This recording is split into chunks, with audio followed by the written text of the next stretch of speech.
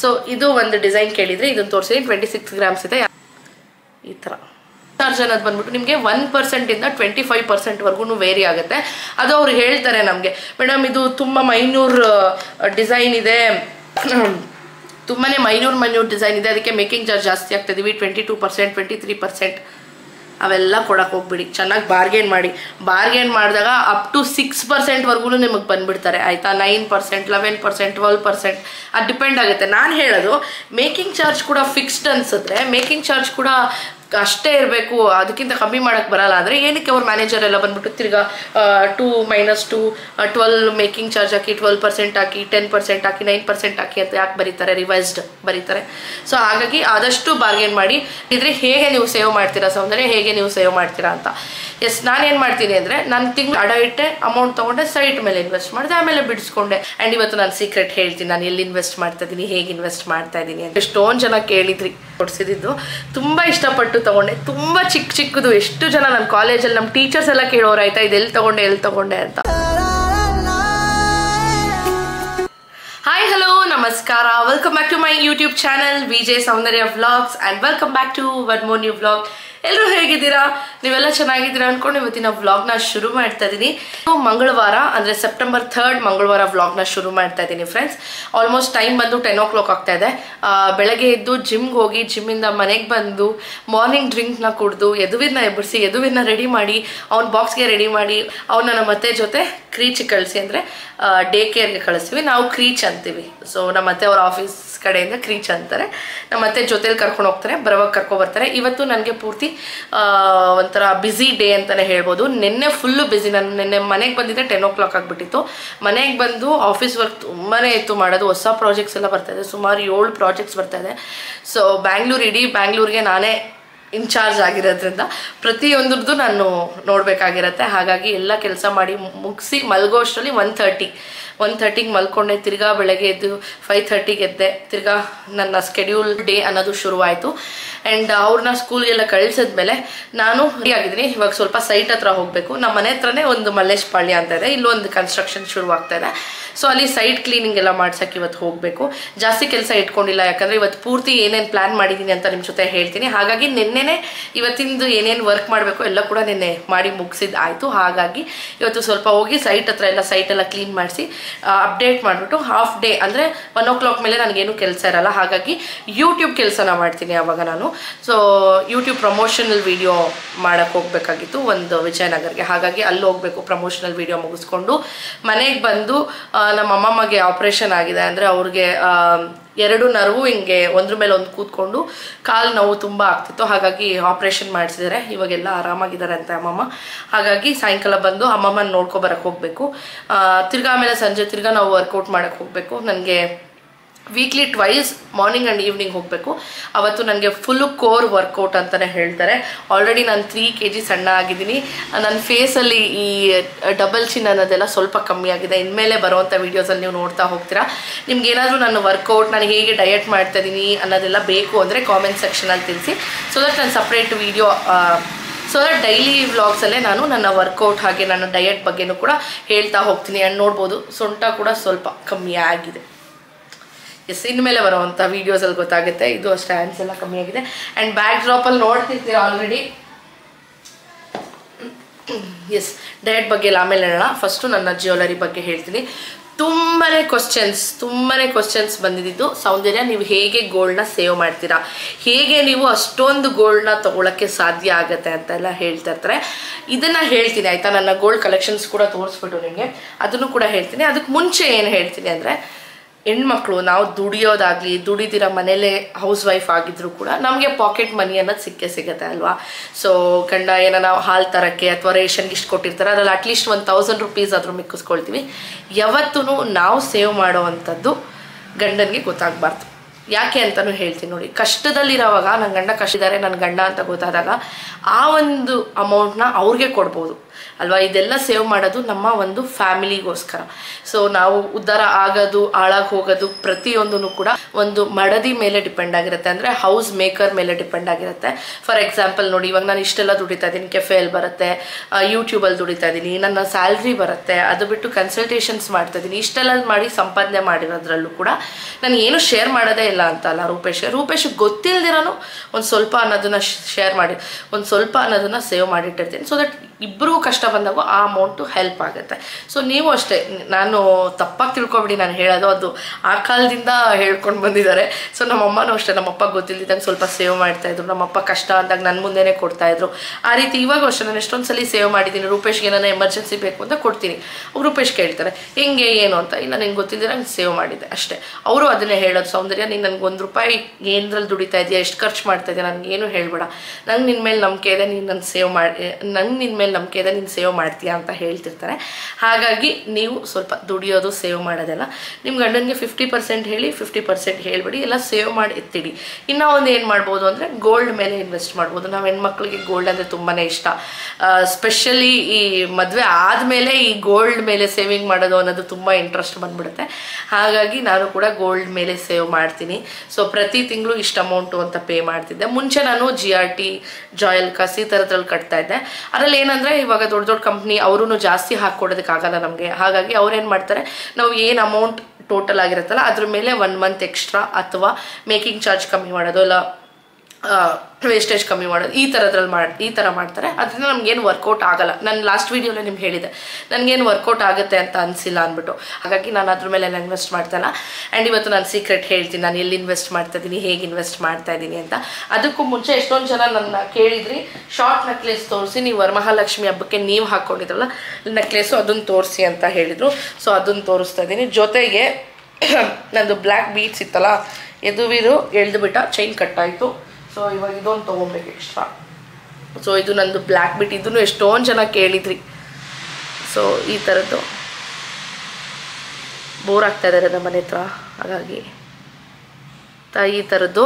ಇದು ನಾನು ಎಲ್ಲಿ ತೊಗೊಂಡಿದ್ದು ಅಂದರೆ GRTನೇನೋ ಅನಿಸುತ್ತೆ, GRTನೋ ಜಾಯಲ್ಕಾಸ್ ಅನಿಸುತ್ತೆ.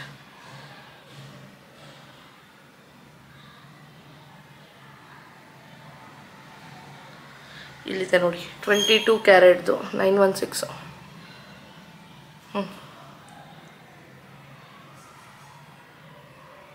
ಇಲ್ಲಿದೆ ನೋಡಿ 916 ಅಂತ ಹಾಕಿದ್ದಾರೆ, ಕಾಣಿಸುತ್ತಾ ಇಲ್ಲ ಗೊತ್ತಿಲ್ಲ ನನಗೆ. ಆಯಿತಾ, 916.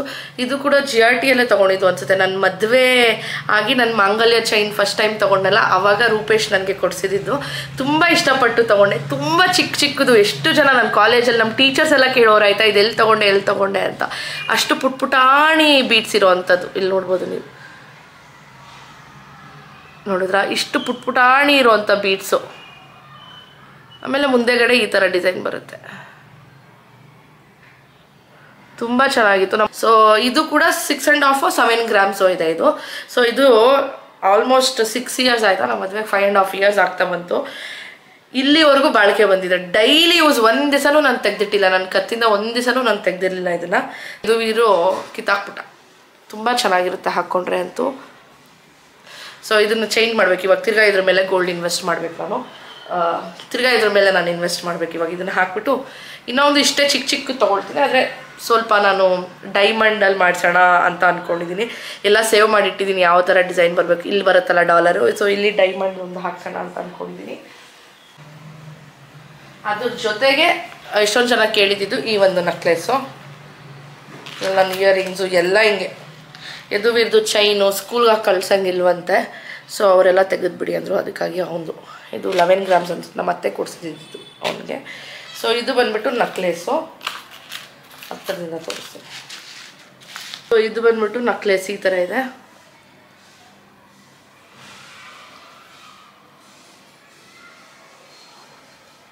ನೋಡ್ಬೋದು. ಇದು ಬಂದ್ಬಿಟ್ಟು ನಾನು ಪೂಜಾ ಜ್ಯುವೆಲರ್ಸ್, ನಾನು ಯಾವಾಗಲೂ ಮಾಡಿಸ್ತೀನಲ್ಲ ಅಲ್ಲಿ ಮಾಡಿಸಿದ್ದು. 26 grams ಅನಿಸುತ್ತೆ. ಇದು ನಮ್ಮಮ್ಮ ವರಮಹಾಲಕ್ಷ್ಮಿ, ಇದು 26 grams ಏನೋ ಇದೆ. ಸೀಮಂತಕ್ಕೆ ನಮ್ಮಮ್ಮ ಗಿಫ್ಟ್ ಮಾಡಿದ್ದು, ನಮ್ಮ ಮಮ್ಮಿ ಡ್ಯಾಡಿ ಅವರು. ಸೊ ಈ ಥರ ಇರುತ್ತೆ, ತುಂಬಾ ಚೆನ್ನಾಗಿರುತ್ತೆ. ಒಂದು ಸಿಂಗಲ್ ಪೀಸ್ ಹಾಕ್ಕೊಂಡ್ರೆ ಅಂತೂ ಸೂಪರಾಗಿರುತ್ತೆ. ಈ ಥರ ಇರುತ್ತೆ. 26 ಗ್ರಾಮ್ಸ್ ಇದೆ ವಿತ್ ಚೈನ್ ಸೇರಿಸಿ ನಾನು ಹೇಳ್ತಾ ಇರೋದು. ಇದು ಚೈನ್ ಬರುತ್ತಲ್ಲ, ಸೊ ಈ ಚೈನು ಕೂಡ ಸೇರಿಸಿ ತುಂಬಾ ಚೆನ್ನಾಗಿದೆ. ಇದೂ ಯಾರಿಗಾದ್ರೂ ಬೇಕಂದರೆ ಡಿಸೈನ್ ತೋರಿಸಿ ಅಂತಿದ್ರಿ, ತೋರಿಸಿದ್ದೀನಿ, ಬೇಕಂದರೆ ನೀವು ಮಾಡಿಸ್ಕೋಬೋದು. ಓಕೆನಾ? ಸೊ ಈ ಥರ ಇದೆ ನೋಡಿ, ಮಧ್ಯದಲ್ಲಿ ಡಿಸೈನ್ ಈ ಥರ ಇದೆ.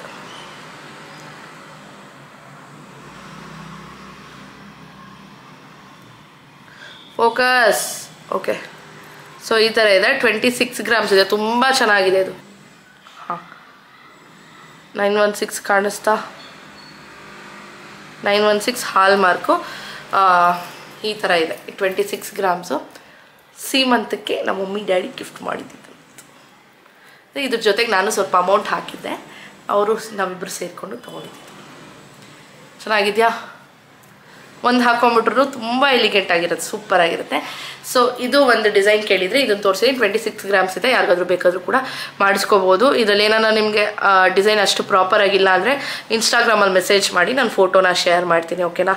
ಸೊ ಇದಕ್ಕೆ ಈ ಥರ ಹುಕ್ಸ್ ಹಾಕ್ಸಿದ್ದೀನಿ ಹಿಂದೆಗಡೆ. ಜಾಸ್ತಿ ಉದ್ದ ಹಾಕ್ಸ್ಬಿಟ್ಟಿದ್ದೀನಿ ಅನಿಸ್ತು ನನಗೆ, ವೇಸ್ಟ್ ಮಾಡಿದೆ ಗೋಲ್ಡ್ನ ಅನಿಸ್ತು. ಇದು ಕೂಡ 916. ಇಲ್ಲಿ ಫೋಕಸ್ ಕಾಣಿಸ್ತಾ? 916 ಇದು ಕೂಡ ಚೈನು ಇದೆಲ್ಲ ಸೇರಿಸಿ ನನಗೆ 26 ಗ್ರಾಮ್ಸ್ ಚೇಂಜ್ ಏನೋ ಇತ್ತು. ಎರಡೂ ಸೇರಿಸಿ 26 ಅಥವಾ ಬರೀ ಅದೊಂದೇ 26 ಆಗೋತಿಲ್ಲ. ಆಲ್ಮೋಸ್ಟ್ 2.5-3 ಇಯರ್ಸ್ ಆಗೋಯ್ತಲ್ಲ, ಹಾಗಾಗಿ. ಆ್ಯಂಡ್ ಲಾಸ್ಟ್ ಟೈಮ್ ವರಮಹಾಲಕ್ಷ್ಮಿ ಹಬ್ಬಕ್ಕೆ ಈ ಒಂದು ಇಯರಿಂಗ್ಸ್ನ ತೊಗೊಂಡಿದ್ದೆ. ಇದು ಅನ್ಎಕ್ಸ್ಪೆಕ್ಟೆಡ್ ಆಗಿ ತೊಗೊಂಡಿದ್ದು, ತುಂಬ ಚೆನ್ನಾಗಿದೆ. ಇದು ಸಿಂಗಲ್ ಪಿನ್ ಸ್ಯಾರಿ ಡೈಲಿ ಯೂಸ್ಗೆ ಅಥವಾ ಟೆಂಪಲ್ಗೆ ಹೋಗೋವಾಗ ಸ್ಯಾರಿ ಹಾಕ್ಕೊಂಡಿದ್ದು ಹಾಕ್ಕೊಂಬಿಟ್ರೆ ಅಂತೂ ಇನ್ನೂ ಸೂಪರಾಗಿರುತ್ತೆ.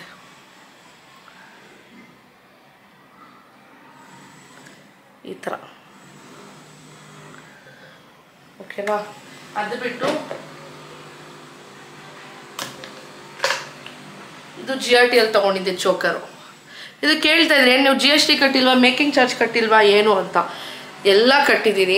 ಆದರೆ ಏನು ಗೊತ್ತಾ, ಮೇಕಿಂಗ್ ಚಾರ್ಜ್ ಬಂದು ಅದು ಟೋಟಲ್ ಆಗಿ ನಮ್ಮ ಮೇಲೆ ಡಿಪೆಂಡ್ ಆಗುತ್ತೆ. ನಾವು ಹೇಗೆ ಬಾರ್ಗೇನ್ ಮಾಡ್ತೀವಿ ಅದ್ರ ಮೇಲೆ ಡಿಪೆಂಡ್ ಆಗುತ್ತೆ. ರೇಟ್ನ ಚೇಂಜ್ ಮಾಡೋಕ್ಕಾಗಲ್ಲ, ಜಾಸ್ತಿ ಹೇಳೋದಕ್ಕಾಗಲ್ಲ. ಯಾಕಂದರೆ ಅದು ಆಲ್ ಓವರ್ ಗವರ್ನಮೆಂಟ್ ಕಡೆಯಿಂದ ಇವತ್ತಿನ ರೇಟ್ ಇಷ್ಟೇ ಅಂತ ಇದ್ಬಿಟ್ಟಿದ್ರೆ ಅದು ಪ್ರತಿಯೊಬ್ಬರಿಗೂ ಗೊತ್ತು. ಅವ್ರು ಎಲ್ಲಿ ಎಕ್ಸ್ಟ್ರಾ ತೊಗೋಬೋದು ಅಂದರೆ ಮೇಕಿಂಗ್ ಚಾರ್ಜಲ್ಲಿ ತೊಗೋಬೋದು, ವೇಸ್ಟೇಜಲ್ಲಿ ತೊಗೋಬೋದು, ಅಷ್ಟೇ. ಇವೆರಡರಲ್ಲಿ ಔಟ್ ಅನ್ನೋದನ್ನ ಮಾಡ್ಬೋದು. ಮೇಕಿಂಗ್ ಚಾರ್ಜ್ ಅನ್ನೋದು ಬಂದ್ಬಿಟ್ಟು ನಿಮಗೆ 1%ಇಂದ 25%ವರೆಗೂ ವೇರಿ ಆಗುತ್ತೆ. ಅದು ಅವ್ರು ಹೇಳ್ತಾರೆ ನಮಗೆ, ಮೇಡಮ್ ಇದು ತುಂಬ ಮೈನ್ಯೂರ್ ಡಿಸೈನ್ ಇದೆ, ತುಂಬಾ ಮೈನ್ಯೂರ್ ಡಿಸೈನ್ ಇದೆ, ಅದಕ್ಕೆ ಮೇಕಿಂಗ್ ಚಾರ್ಜ್ ಜಾಸ್ತಿ ಆಗ್ತಿದ್ದೀವಿ, 22%, 23%. ಅವೆಲ್ಲ ಕೊಡಕ್ಕೆ ಹೋಗ್ಬಿಡಿ. ಚೆನ್ನಾಗಿ ಬಾರ್ಗೇನ್ ಮಾಡಿ.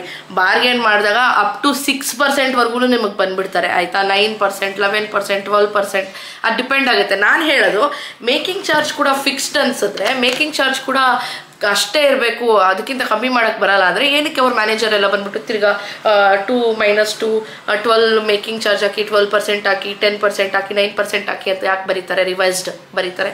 ಸೊ ಹಾಗಾಗಿ ಆದಷ್ಟು ಬಾರ್ಗೇನ್ ಮಾಡಿ. ನಾನಿವಾಗ ಪೂಜಾ ಜ್ಯುವೆಲ್ಸ್ ದೊಡ್ಡಬಳ್ಳಾಪುರಕ್ಕೆ ಹೋದರೆ ಮೇಕಿಂಗ್ ಚಾರ್ಜ್ ಎಲ್ಲ ನಾನು ಕೊಡೋದು 1%, 2% ಅಷ್ಟೇ.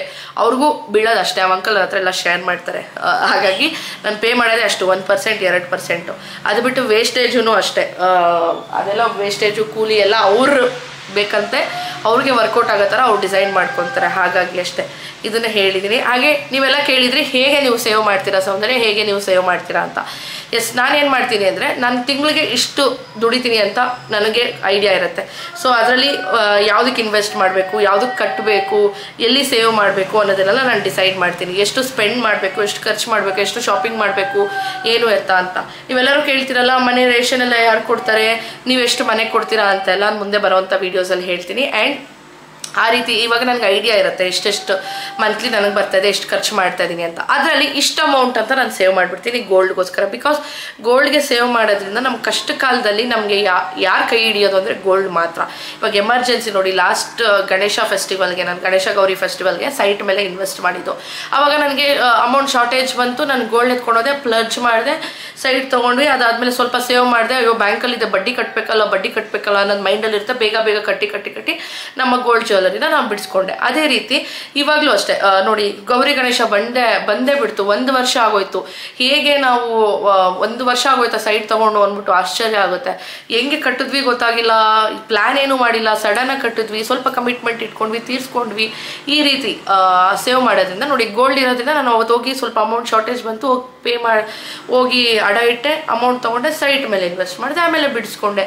ಅದೇ ನೀವು ಹೋಗಿ ಫ್ರೆಂಡ್ಸ್ ಎಲ್ಲರೂ ಕೇಳಿದಾಗ ಇಲ್ಲ ಅಂದಾಗ ಬೇಜಾರಾಗತ್ತಲ್ವಾ.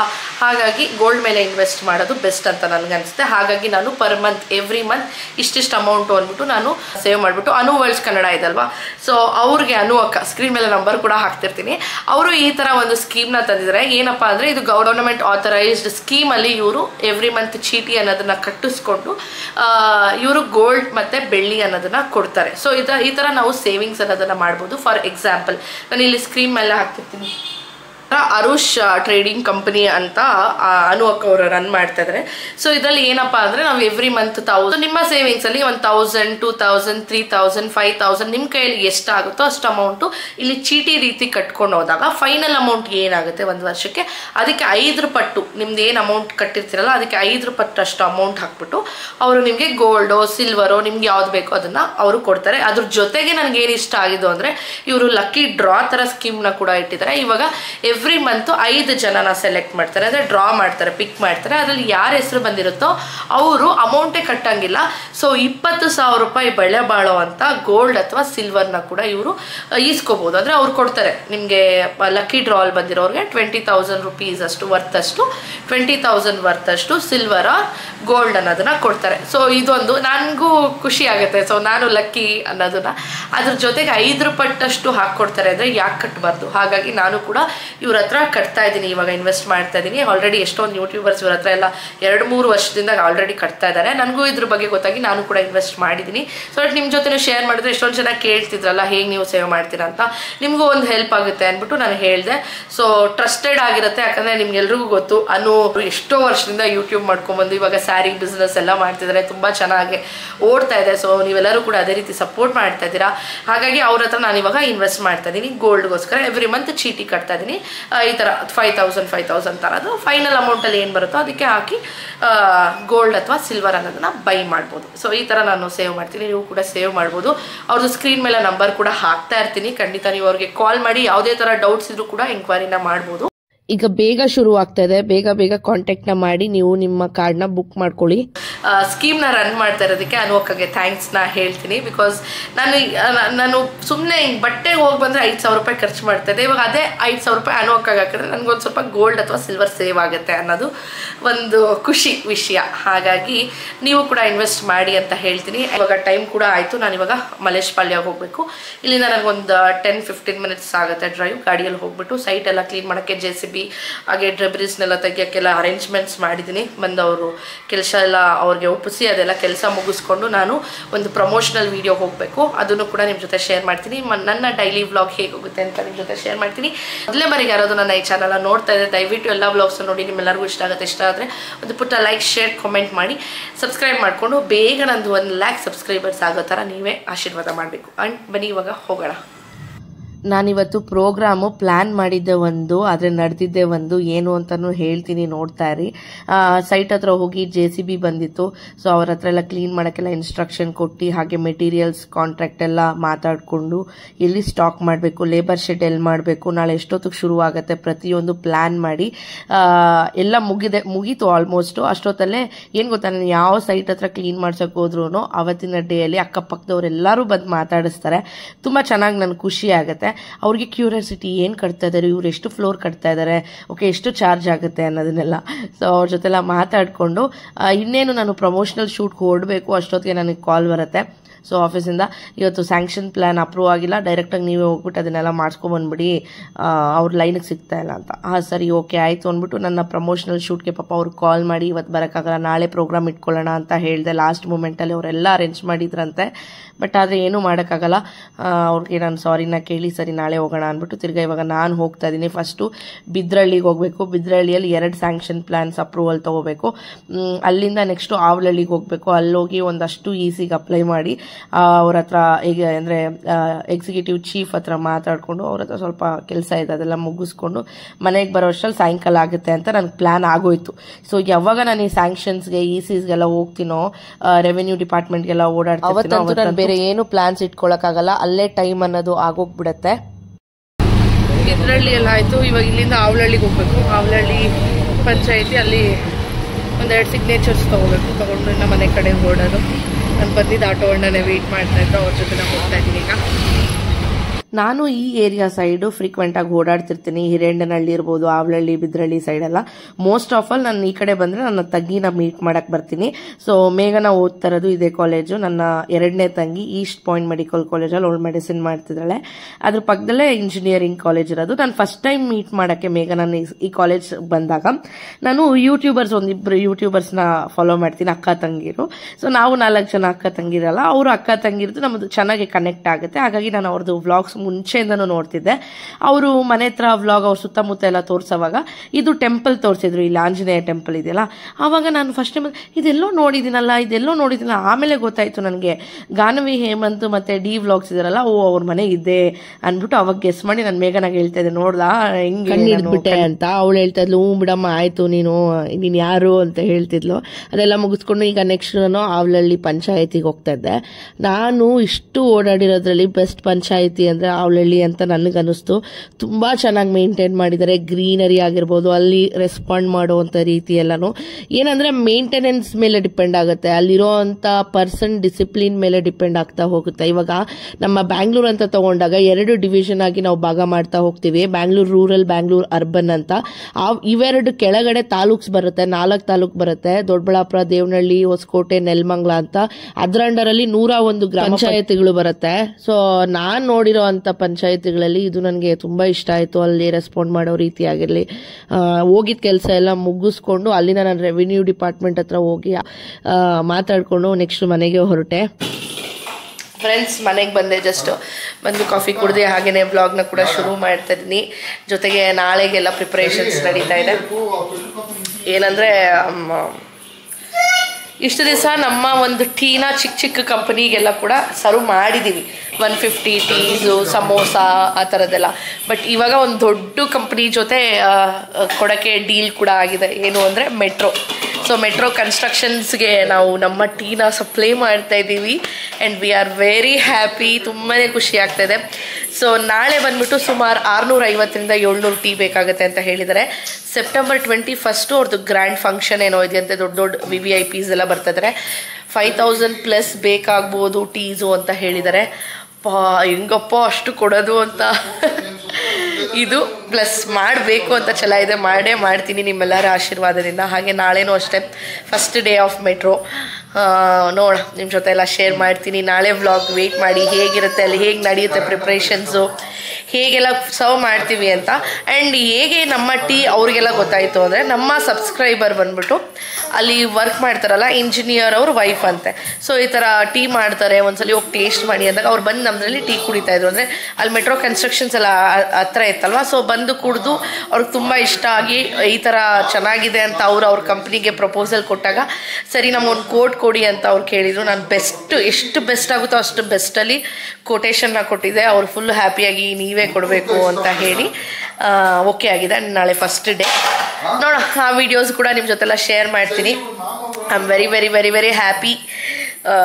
ಇದೇ ರೀತಿ ಒಂದೊಂದೇ ಸ್ಟೆಪ್ ಬೆಳ್ಕೊತಾ ಹೋಗಿ ಅಷ್ಟೇ ಫ್ರೆಂಡ್ಸ್, ಇವತ್ತಿನ ವ್ಲಾಗ್ ಹೋಪ್ ನಿಮ್ಮೆಲ್ಲರಿಗೂ ಇಷ್ಟ ಆಗಿದೆ ಅಂತ ಅಂದ್ಕೊಳ್ತಾ ಇದ್ದೀನಿ. ಇಷ್ಟ ಆಗಿದೆ ಒಂದು ಪುಟ್ಟ ಲೈಕ್, ಶೇರ್, ಕಾಮೆಂಟ್ ಮಾಡಿ, ಸಬ್ಸ್ಕ್ರೈಬ್ ಕೂಡ ಮಾಡಿ. ಮುಂದಿನ ವೀಡಿಯೋ ಸಿಗ್ತೀನಿ. Until take care, bye bye, lots of love.